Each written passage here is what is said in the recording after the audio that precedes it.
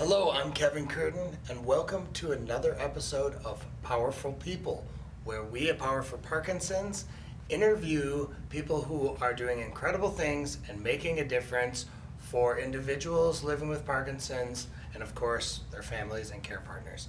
Today, we are sitting here with Steven Darroh. He is a speech-language pathologist based in the Austin area, and he is also the founder of the Loud and Clear app. Steven, thank you for being here with us today. Appreciate you, Kevin. Thanks for having me. Well, we're excited to have you on because we work with hundreds of people in person every week who have Parkinson's, and hardly a day goes by that we don't discuss speech and voice and loudness issues with people. So we know that it's a symptom and that it's a concern for a lot of people with Parkinson's. Can you kind of big picture talk about the prevalence of speech issues amongst people with Parkinson's? Sure. So it's estimated that as many as 89% of people with Parkinson's will experience a voice change at some point through the course of their disease. And estimates vary on how much treatment people are getting or how frequently they're getting it. As low as 3%, as high as 45% of people with Parkinson's will receive speech treatment. I tend to think the number is on the higher end because there's a lot of great nonprofits out there now that are doing a ton for awareness and resource sharing and things like that. Mm-hmm. When we talk about speech impairments related to Parkinson's, can you give us an idea of what those look like, or rather sound like, for people without the maybe the technical vocabulary of speech intervention? Sure. So the main thing you hear complaint of is low volume, right? We'll keep it non-technical, low volume. And it's not really just that. That's the main complaint you hear, but it can be slurred articulation.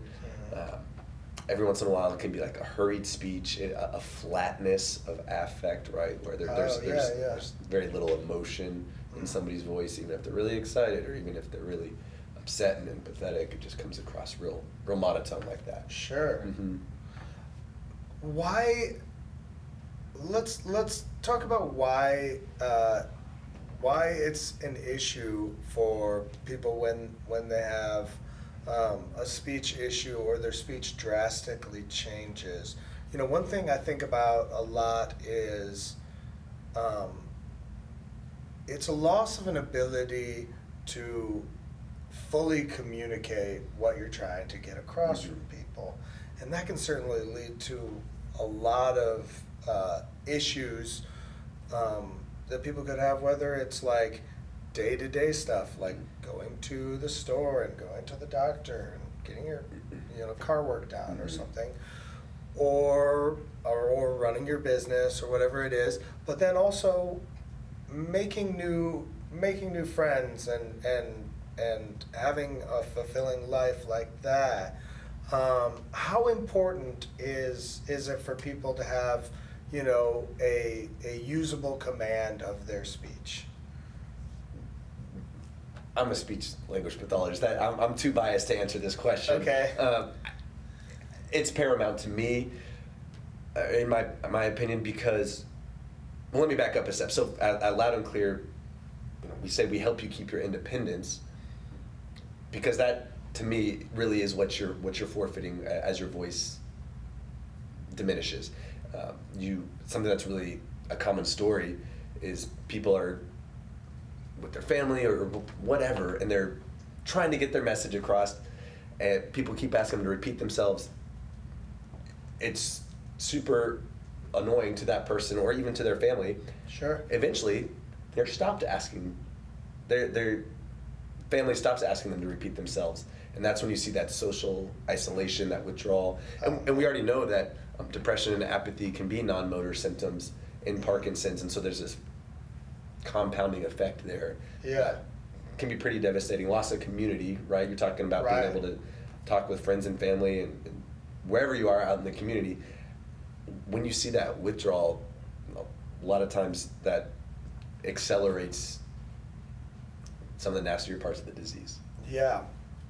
What do you say to someone who already has a noticeable decline in loudness and clarity with their speech, and they're thinking, they're seeing this, and they're saying, well, am I beyond help? Or they're on the internet searching for something like this right now, and they're saying, you know, I've already become quiet, and, you know, I don't have a lot of intention that I speak with now.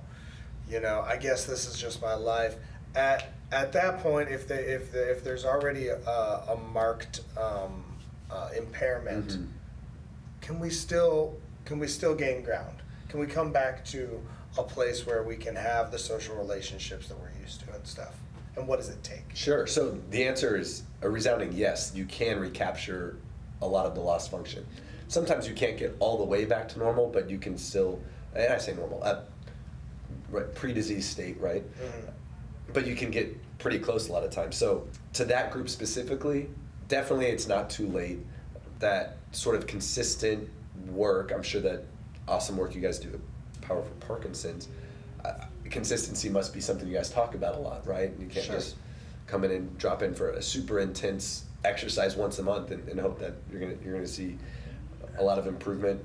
Evidence does show that, especially in the early and mid stages of the development of Parkinson's, voice treatment is more effective, but even in the late stage, there's some efficacious gains to be made there. It's always worth it. Now, that being said, that's interesting to me. So take someone who's relatively newly diagnosed, say it's been, you know, they've been diagnosed for 2 years, they're not having any noticeable speech issues. Yeah.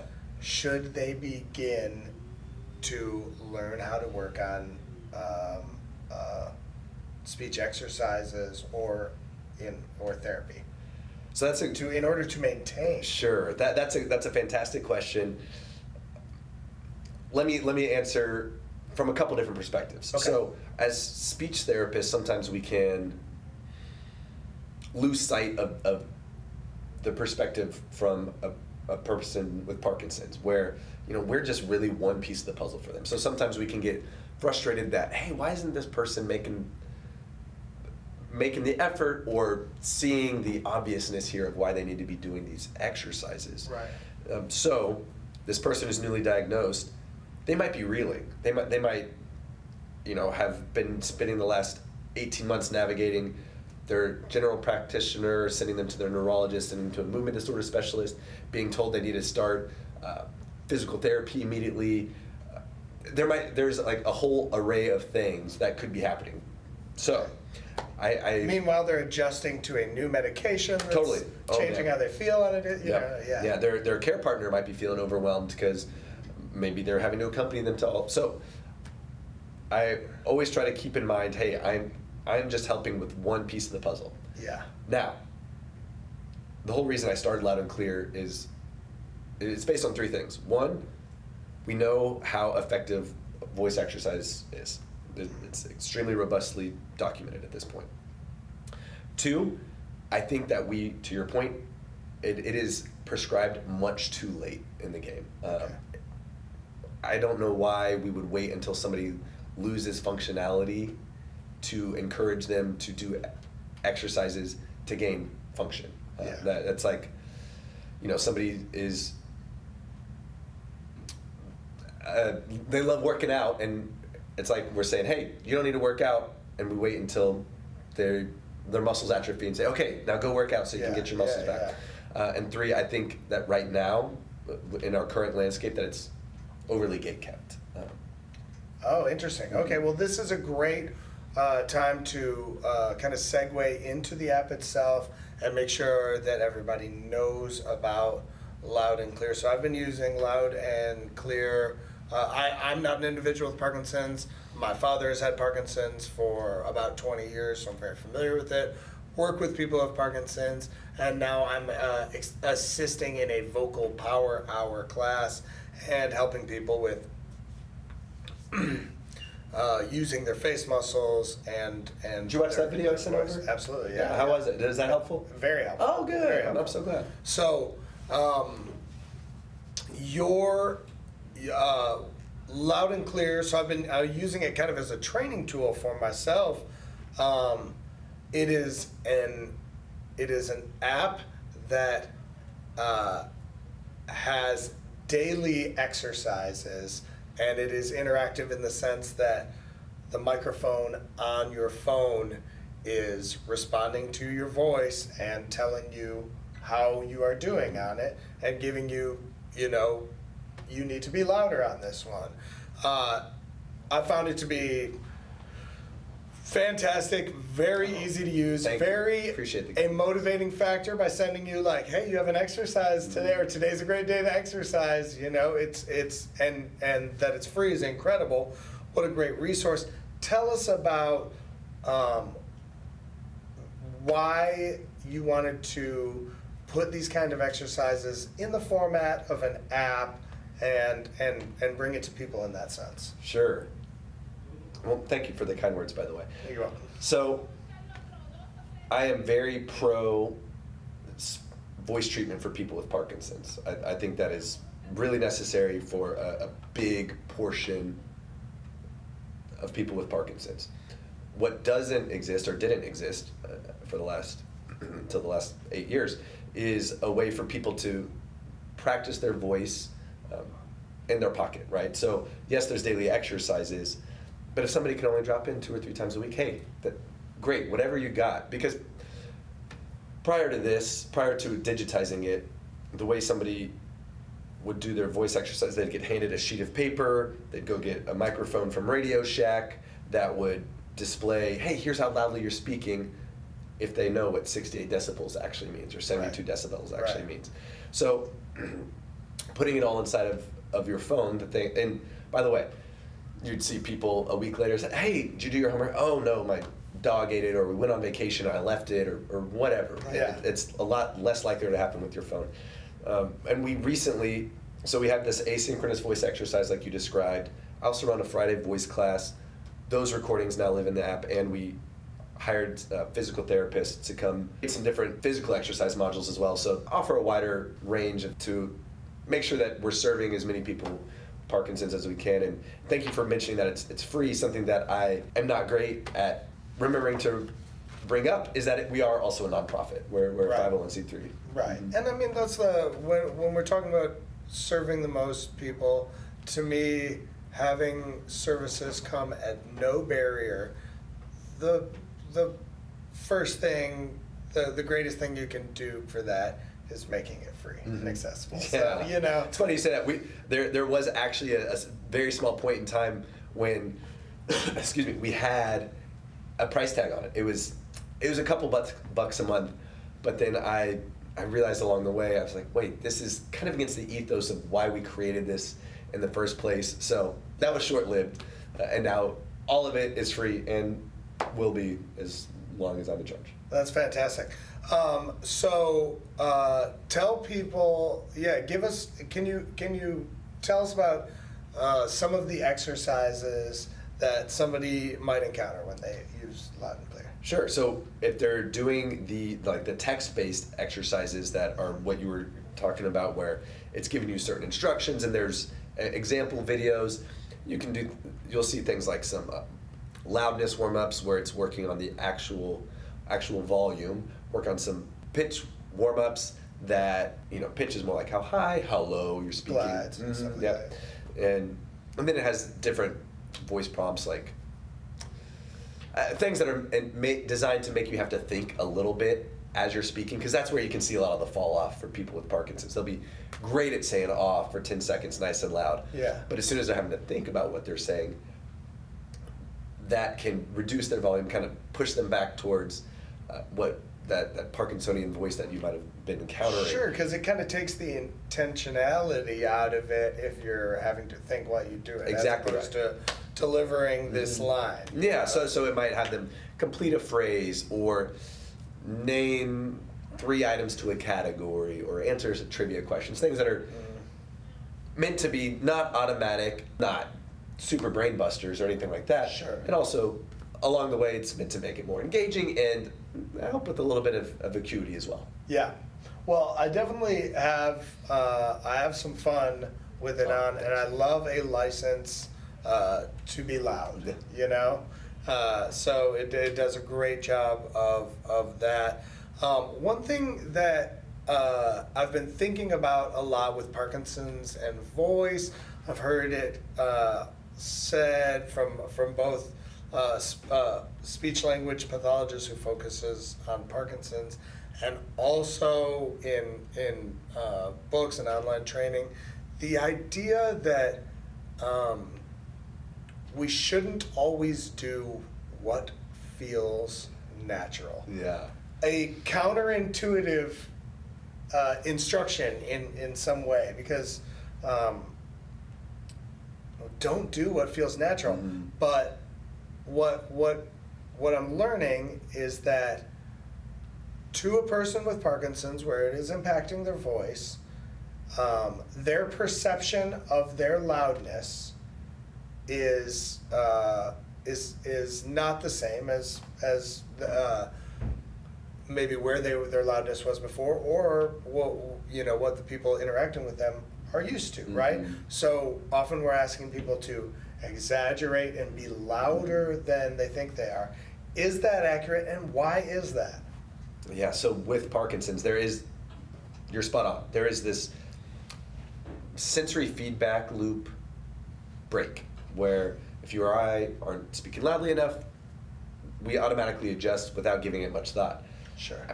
A super incredibly common story that you hear from people with Parkinson's, from couples where somebody has Parkinson's and the other person doesn't, is that Jane tells her husband John that she can't hear him anymore, and that's been going on for months, that John needs to go get checked out by a speech language pathologist.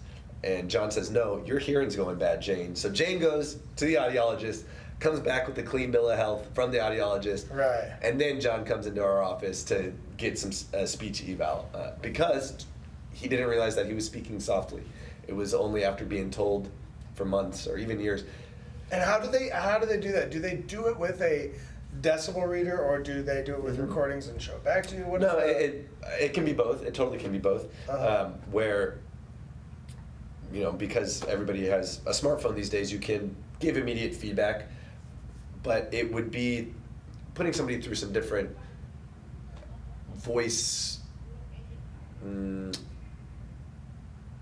not exercises isn't the word I'm looking for, different voice tasks, where maybe they're saying they're counting 1 to 20, they're reading a familiar passage, not familiar, they're reading a phonemically balanced passage, and they're being measured with an objective sound meter, how loudly they're speaking, and compare that to, say, same age, what's normal for people their age who are not affected by Parkinson's, to give some quantitative data.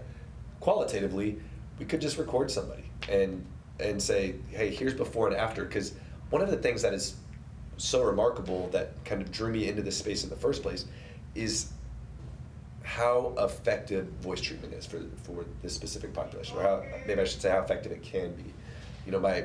Before I was in this space, I worked with people who've had strokes. I've always been in kind of the adult population, so stroke, brain injury, and especially post-acute. I was working with people who've had strokes years before. One, there's a large variety of what we're working on, and two, the progress was much slower and steady than it is versus if somebody with Parkinson's goes and sees a speech language pathologist, there's some great protocols out there. If they can go through a 4-week protocol, come in sounding like this, and leave sounding like their old selves, fully expressive, and it's fantastic.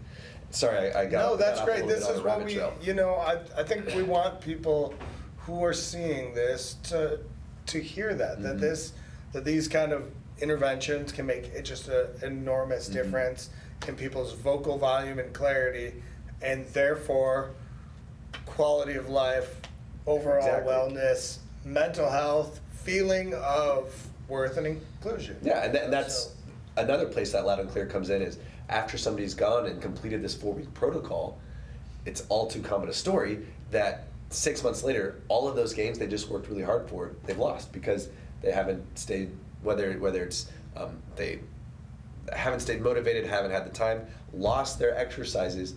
Again, Loud and Clear steps in to solve that for them. Yeah, It helps them maintain those gains. Yeah, that makes sense. It'd be the same thing with working out. If you worked out 4 times a week and then all of a sudden you stopped, 6 months later, you probably have lost most of that. So, why did you personally decide to focus on Parkinson's with your speech language pathology work? That's a great question. I think it was just I just saw the unmet need. Like I mentioned a little bit ago, I had the pleasure of working with a nonprofit actually in the post-acute stroke space. Loved working with them. Big variety of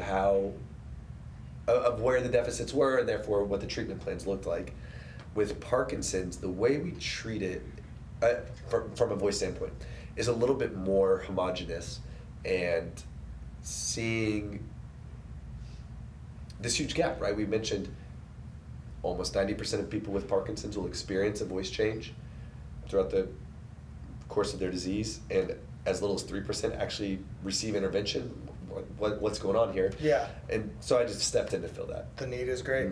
Let's keep rolling, and what we're going to do is, because we're talking about voice and Parkinson's, let's take a drink of water. There we go. And let's swallow with intent.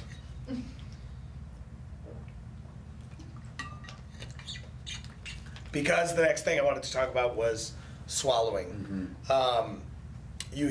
There's a lot of conversation amongst when we're dealing with Parkinson's, a lot of talk about swallowing and its importance.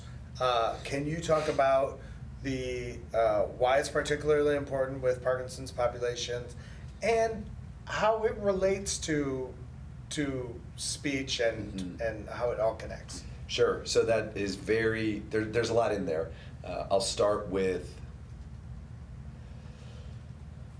so when we work on voice, we're working on quality of life issues, right? Like being able to connect, being able to tell your grandkids you love them, things like that. When we're talking about swallowing, we're talking a little bit more about life and death sort of thing.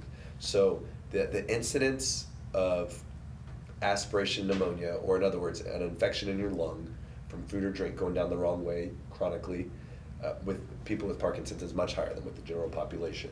So some of the same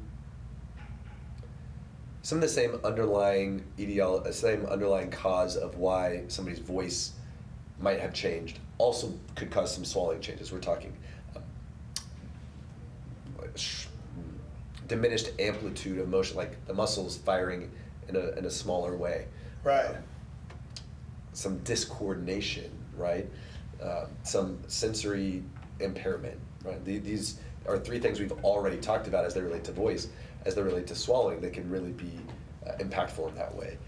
We actually, I'll send it to you. I just collaborated with a dysphagia specialist to come up with a little 1-page cheat sheet regarding swallowing impairment, which gets called dysphagia in Parkinson's. To your point. Wow. So when you said aspiration-related pneumonia, that's not to be grim in here, but let's be realistic about it. I mean, it's a common cause of death with people who have Parkinson's. Is that correct? It is correct that it, like, compared to the population, same age, not affected by Parkinson's, it is a higher incidence of cause of mortality. Okay. So, when people are working on their speech, are those also benefiting their swallowing? Obviously, there's probably swallowing specific things like you talked about, Sure. but you know, where does the Venn diagram overlap with those kind of exercises? So, things? the short answer is that literature right now, research is saying that there is probably some positive cross-training that happens there. It's not as impactful, or it's not as big a lift as specifically swallowing intervention would be, but that there is a little bit of generalizing that happens. And there's also the, I guess, when we're talking about the thought processes of behind it, you're speaking with intent and swallowing with intent too, right? Isn't that something that is common between the both of them? Sure,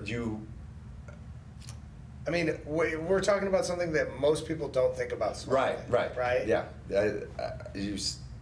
I remember this from when I was like 6 years old, the bit of trivia that average person swallows 293 times in a meal or something like that. And you're certainly, hopefully you're not having to think about it too much. So I will in general say yes, but with like do you need to be as intentional with your swallow?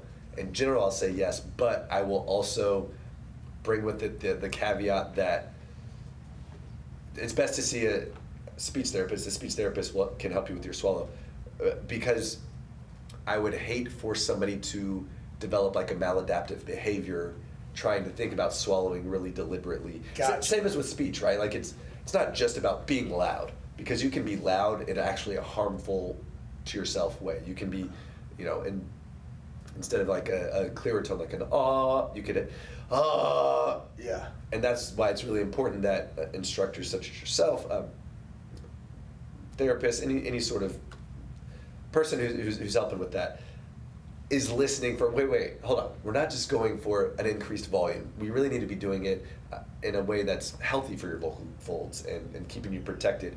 Same with your swallow.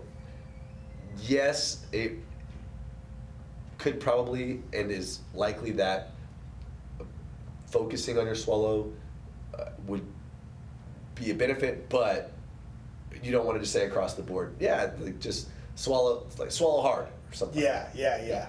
That's good. If someone is watching this and they're saying,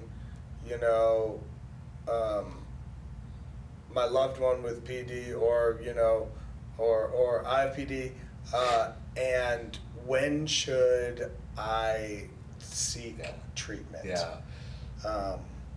What is your answer? So to that question? I'm hyper conservative when it comes to swallowing issues. I think that as soon as you even think about it, you probably should. Some speech therapists would say, if you get diagnosed with PD, you should just go, because it can be happening. Silently. You can be aspirating. So most people, when food or drink goes down the wrong way, that's what aspirating means. You got two pipes, your food pipe, your windpipe. It goes down your windpipe where it's not supposed to go. You cough. That's where your cough reflex comes in. Right.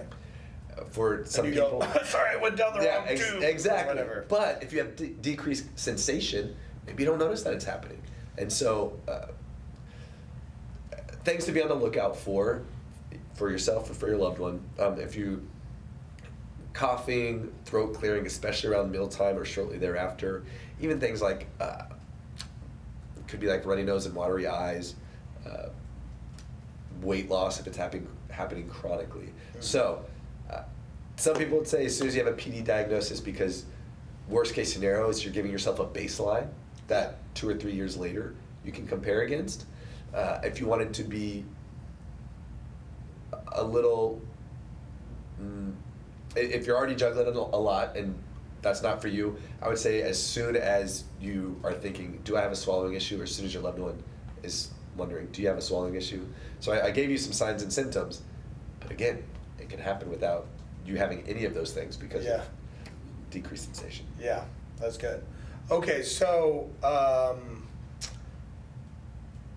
if anybody's watching this and they want to know more about the Loud and Clear app, what can you tell them? Where would you want to send them? My website, loudandclear.io, or if they're watching on their smartphone, they can just search Loud and Clear Fitness, and you'd see it pop up on either, if you have an iPhone, on the App Store, if you have an Android, in the Google Play Store. Yeah. What role can care partners play with the app? Or what have you observed for how people use them? Are care partners the one, maybe sometimes one with it on their phone? Yes, definitely. So we have actually, the 3 likeliest people to use our app are people with Parkinson's, care partners, and healthcare professionals. We have a number of healthcare professionals, whether it's nurses or speech paths that aren't certified in the certain Parkinson's voice protocols out there. use it as just a resource, similarly to how you described. Yeah. But lots of people who are care partners like it because it's something that they can bring. It's very low barrier to entry, and in fact, one of the kindest emails I've ever received we've existed the last 8 years was just about a month ago. A lady saying that she had recently become a full-time 24/7 caregiver for a person with Parkinson's. She felt like it was her calling, and she said that she felt completely overwhelmed trying to find him resources, and that she literally prayed for God to show her a sign loud and clear for what to do for his speech, and that she Googled Parkinson's speech help, and loud and clear popped up, and anyway, she had a lot of kind words to say about it, and I felt very fulfilled. That's why we do this. Yeah, exactly. You know what I mean? Exactly. That's incredible. Yeah. Do you, and there's nothing, I guess, one of the messages that I would have for people about it is there's nothing stopping you. This is one of the, few things where you don't have to have your insurance sorted out or your schedule figured out. It's like, this is something that's in your pocket that is available to you for free at any time. You just need a little bit of motivation, I think. Yeah, in 5 to 10 minutes. In 5 to 10 minutes. Yeah, there you go. Are there any, I think one thing I'd like to close with is there any good speech habits for people with Parkinson's or daily practices that you would recommend? Oh man, I mean, about a dozen things come to mind. So let me start with the lowest effort ones are actually more like behavior modifications. Make sure you're looking at the person that you're talking to. Make sure that if you guys have been watching TV, that somebody mutes it. Like really, when you say them, it's like, oh yeah, that's obvious. Still, that doesn't happen in the home a ton. Yeah. And I mean, happens between me and my wife, and Sure, now that sure, he's had yeah, Parkinson's, yeah. like, would you please come in here, and then, or I go in there, and then we have a great conversation after being frustrated with each other for 20 seconds, and for some of these people, that's been going on for years at this point. Right. A heavy emphasis too, and this will be the last thing I say about it, is talk a lot about breathing, because breath is kind of your speech fuel.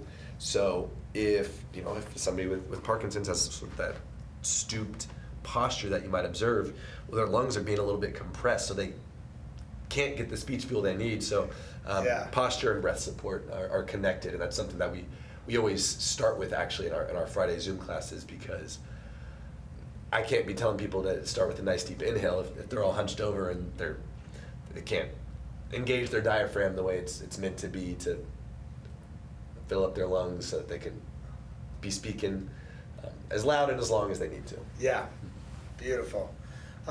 Steven, thank you so much for joining us today. We appreciate you being here and talking about this. So hopefully, the people all over the world who might come across this video or are already on our channel can get this information. But also, thank you for making an app that is so useful, so easy to use, and just so widely available with no hurdles. So. Oh, well, thank you for saying that. It's been a pleasure. This journey has been awesome, and I'm glad to be a friend of Power for Parkinson's. I think that what you guys do is amazing, so thank you for letting me come be a part of it today. You are welcome, and we're happy to have you. And thank you for tuning in to another edition of Powerful People.